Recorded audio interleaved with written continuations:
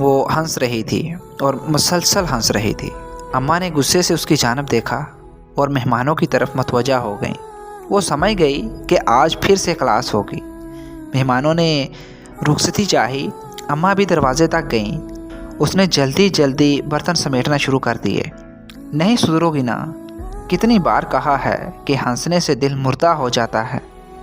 वो फिर हंसी और अम्मा से लिपट पड़ी।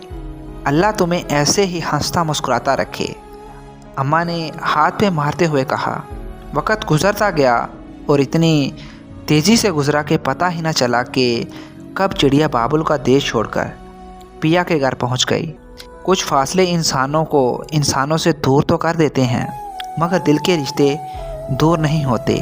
खासकर माँ और बेटी का रिश्ता। वो महीने में एक मर्तबा आती है और वो भी सिर्फ चंद घंटों के लिए। आज भी वो आई हुई थी और सब में बैठी हुई थी। भाभी कोल्ड ड्रिंक खोल रही थी। बाई ने पूछा, खोल लोगी? भाभी ने बोतल बाई को थमा दी और कहा, नहीं आप खोल दें। बाई ने बोतल जैसे ही खोली वो उबल पड़ी और सब बाई के ऊपर गिरने लगी। सब हंसने लगे बाई पर। अम्मा भी इख्तियार हंसने लगी और हंसते हंसते माँ ने बेटी की तरफ देखा। ऐसी बातों पर तो वो हंस हंस कर लोटपोट हो जाया करती थी और आज वो चुपचाप बैठी थी।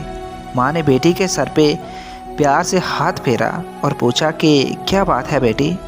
बेटी तुम्हें हंसी नहीं आई? उसने माँ की तरफ देखा और बोली कि माँ दिल मुर्दा हो गया है।